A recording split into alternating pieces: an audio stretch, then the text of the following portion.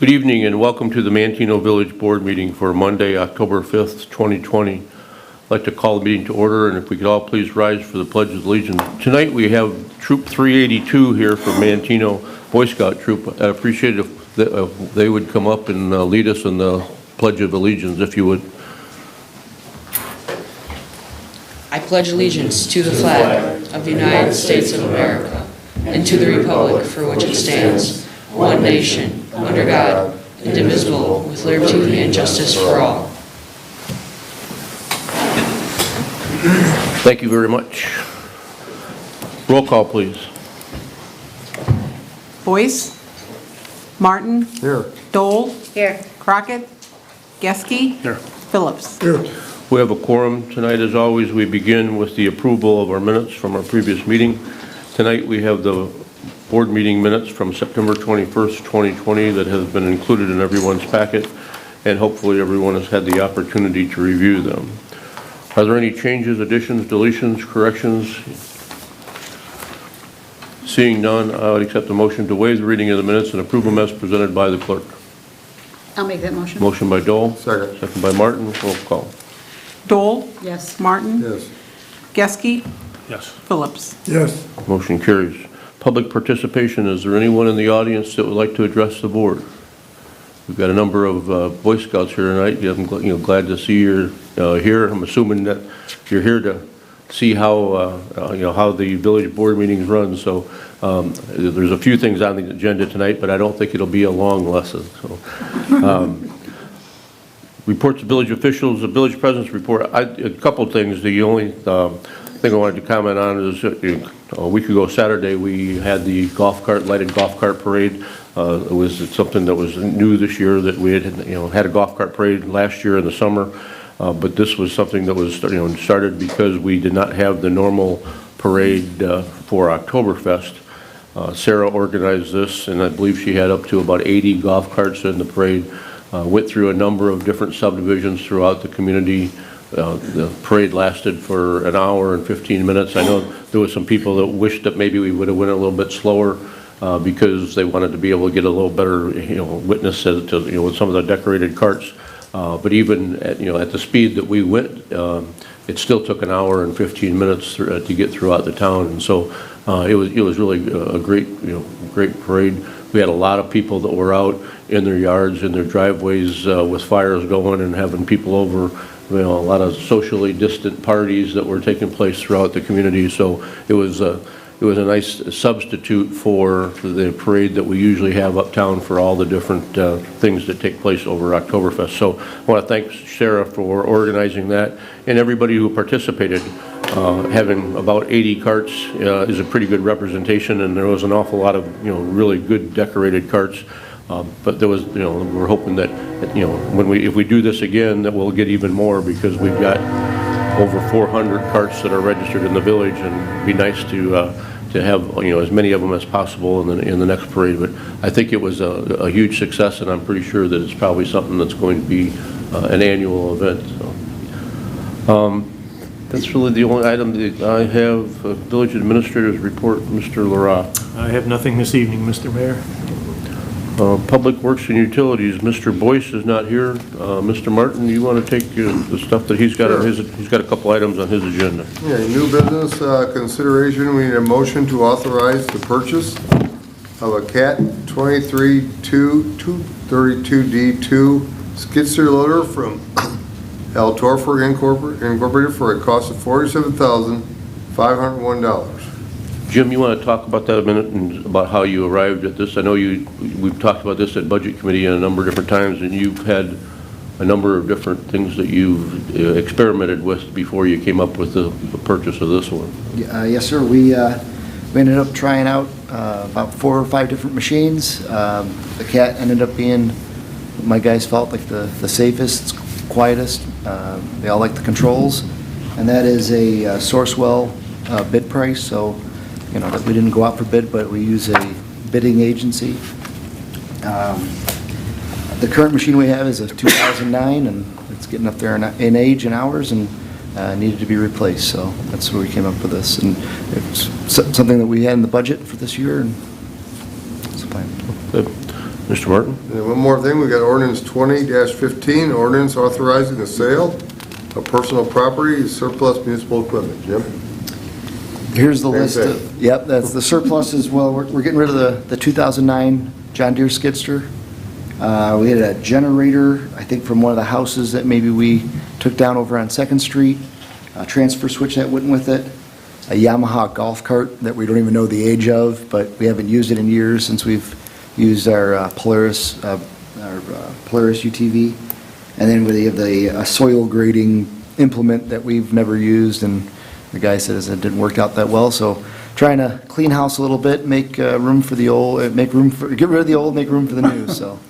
And if somebody wants to bid on this, what's the process going to be for these? Yeah, we're going to get all this on biddergy.com. It's BIDDERGY.com. We've used them in the past. It's kind of like an eBay, but the guy comes out and takes pictures for us and promotes it, markets it for us, and it's worked out pretty well. We could put reserve prices on everything, so it works out really well. Okay.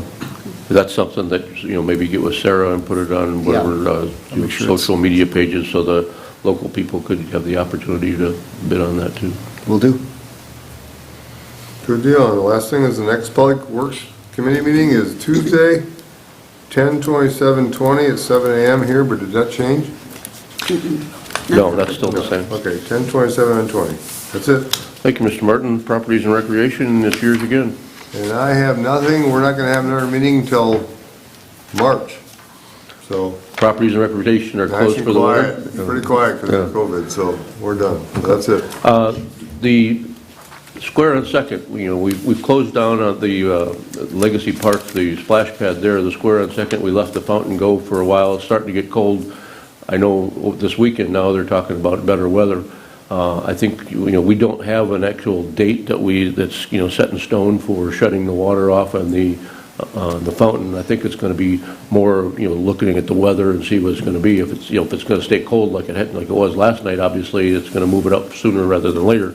But as we look out at the forecast over the next week or so, it looks like it's going to get better. So we'll keep that on until further notice. But if we do see a cold spell coming where it's going to be something that's, we need to shut it off and, drain it, and that'll happen. But, we'll notify people, over the social media channels that we have. But as it stands right now, we're going to continue to let that go until we get into some colder weather. Public Safety and Health, Mrs. Dole. Thank you, Mayor. I don't have any action items on the agenda tonight. My next public safety meeting is on Wednesday, October 21st, 2020 at 7 a.m. here in the Village Boardroom. I wanted to give a safety tip about the Manteno Police Department reminds drivers that farmers are on the road this time of year and have the same rights as automobile drivers to operate their equipment on the roads. Motorists approaching a piece of farm machinery from the opposite direction should pull over as far as possible and allow the farmer to pass. Those following a tractor should remain patient and give a farmer a chance to find a spot to pull to the side. These precautions are a big help to the country's farmers who have to watch carefully as they make their way from field to field. This equipment is big, and a lot of times they have to stop around mailboxes and tree limbs hanging over the roads. Drivers should always be cautious when approaching farm equipment parked on the side of the road. Someone may be getting out in the road or whatever, out of the tractor and the truck, and performing maintenance. Be especially vigilant in watching for farm equipment on 2-lane roads and around dusk when conditions can make the equipment harder to see. These are important tips considering we live in a farming community. They are very important, so keep those in mind. That's all I have. Well, and with the farming season taking place now too, we're going to see a lot more, the grain semis coming into town, coming in on County Highway 9 and 10,000. So there's going to be a lot more traffic around the farmer's elevator. So people, especially in the morning and the afternoons, coming and going to school, please be cautious of all the big equipment that will be coming through the community. Thank you, Mr. Dole. Planning and Zoning, Mr. Crock is not here tonight. He does not have anything on tonight's agenda. However, his next Planning and Zoning Committee meeting is scheduled for October 27th at 7 a.m. here in the Village Boardroom. And the next Planning Commission meeting is scheduled for October 13th. So, Ryan, is there anything on the agenda for that? Yes, People's Bank will be going for a sign variance. Okay, so that meeting on October 13th will take place? Yep.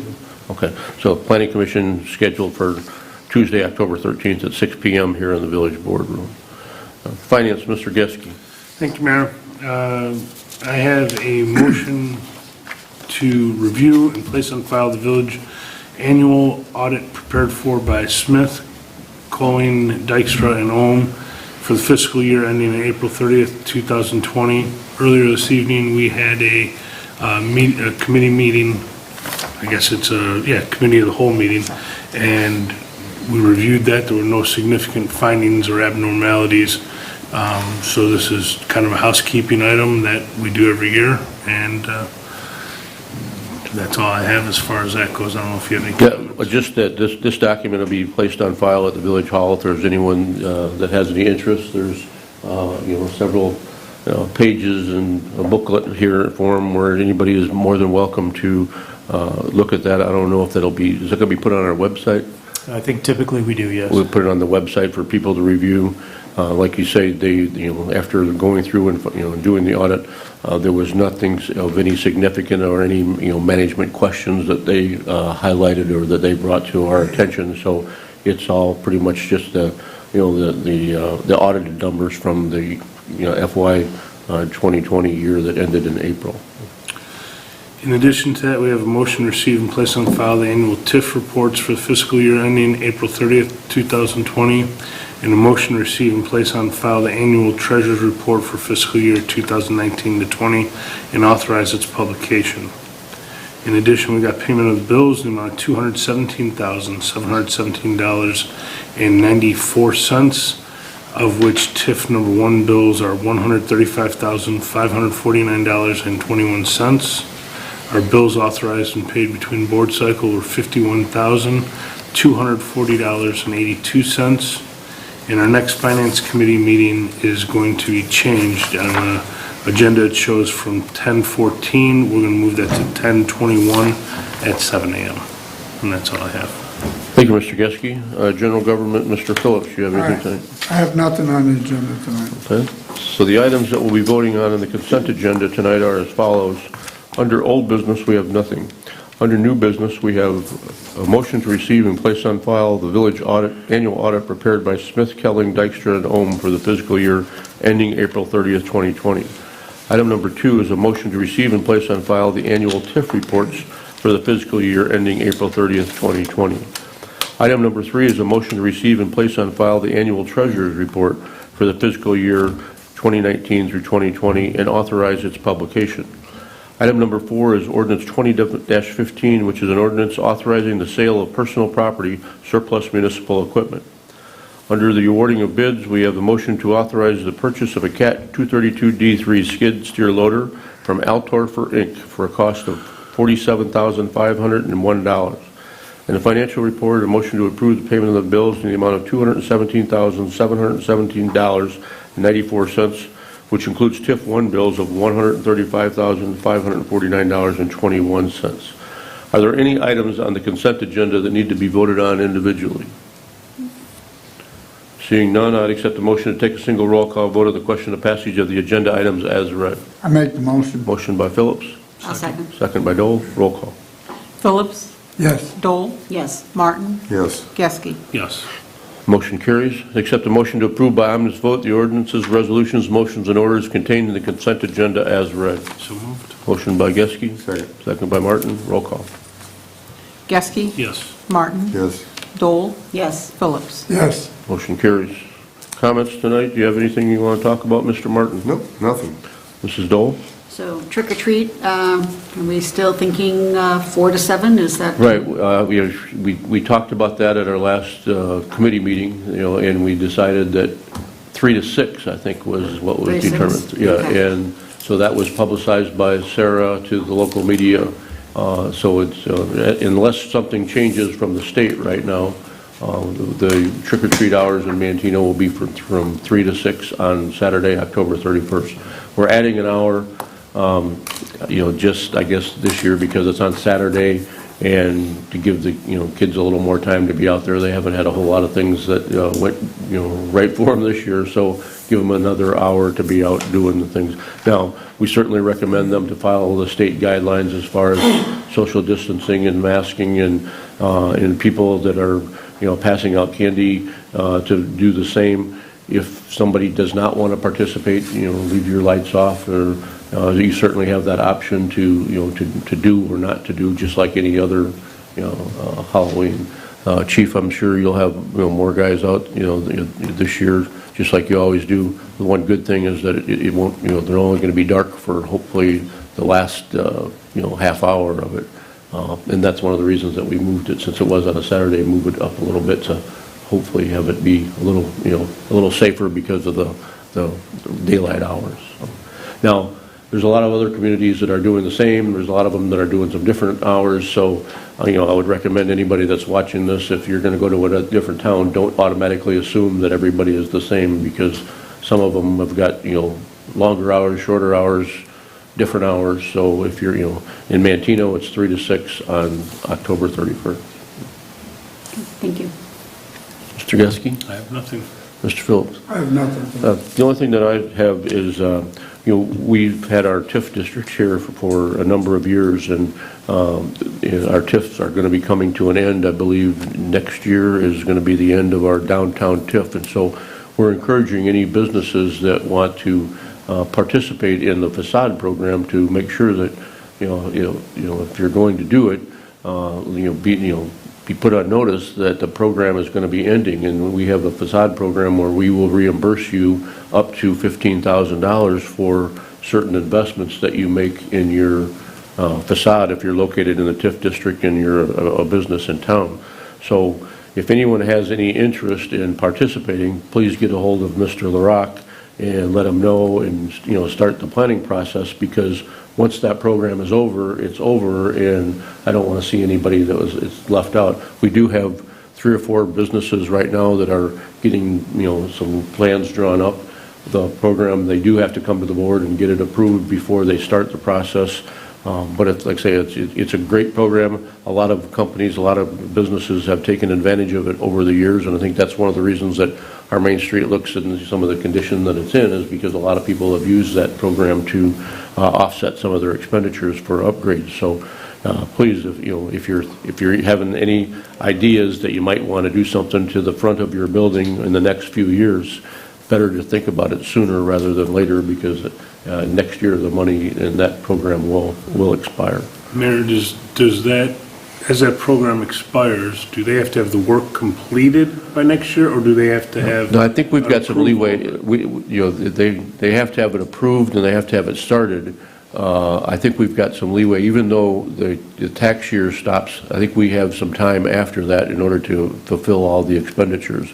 But we don't want something that's sitting on the books that hasn't started yet. So basically, they've got to have it approved by the board, and they've got to have pretty much a date when it's going to be completed.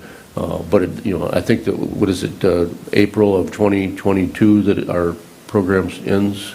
It ends at the end of 2021, but then the funding would come through, because since property taxes are in arrears. A year behind. A year after that. Yeah. So it would be September, we would probably get our last TIF allotment, and so it would have to come out of that. Right. And we've got other TIF expenditures that we're planning on, so if somebody's going to come in, we don't want them to wait to the very last minute, because we might have all that money, already allocated to something else. So if anyone has any ideas, get with Chris as soon as possible, so when we're doing our budgeting, we can allocate the money for your project, and we don't end up using it for some other streetscape project. But again, that the time's ticking away, and next September sounds like a long ways away, but I don't want somebody coming in on October 1st and missing out on it. So, I have nothing further, so I would accept a motion to adjourn. I'll make that motion. Motion by Dole, Second. second by Geske, roll call.